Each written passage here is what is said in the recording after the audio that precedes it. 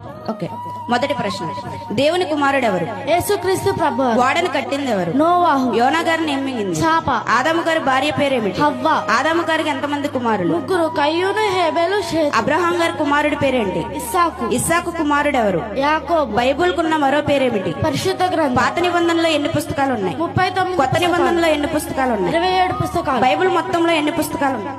66 పుస్తకాలు.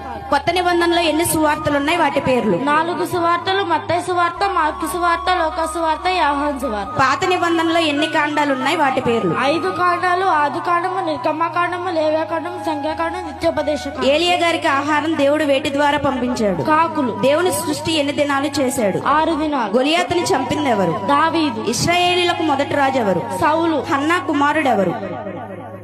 సమూయేలు.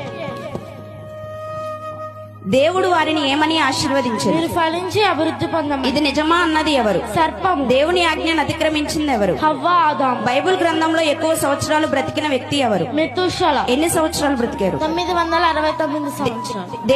దేవునితో 300 సంవత్సరాలు నడిచిన వ్యక్తి ఎవరు? హానోకు. యాకోబుకి ఎంతమంది భార్యలు? 2. లేయా, రాహుల్. ఇస్సాకు భార్య పేరేమిటి? రెబ్కా. దావీదు కొడుకు పేరేమిటి? సొలొమోను. లోతు కుమార్తెలు ఎంతమంది? 2. నోవాహు కుటుంబం ఎంతమంది? 8 మంది. నోవాహు, తన భార్య, 3 కొడుకులు, 3 కోడలు. నోవాహు కుమారులు ఎంతమంది? వారి పేర్లు? 3. షేము, హాము, యాపేతు. ఓడలోనికి ఎంతమంది వెళ్లారు? 8 మంది. యాకోబు పిల్లలు ఎంతమంది? 12 మంది కుమారులు, 1 కుమార్తె. ఓడ ఎక్కడ నిలిచింది? హరారాతు కొండ. అబ్రహాము తండ్రి పేరేమిటి? తెరాహు. యాకోబు మరో పేరేమిటి?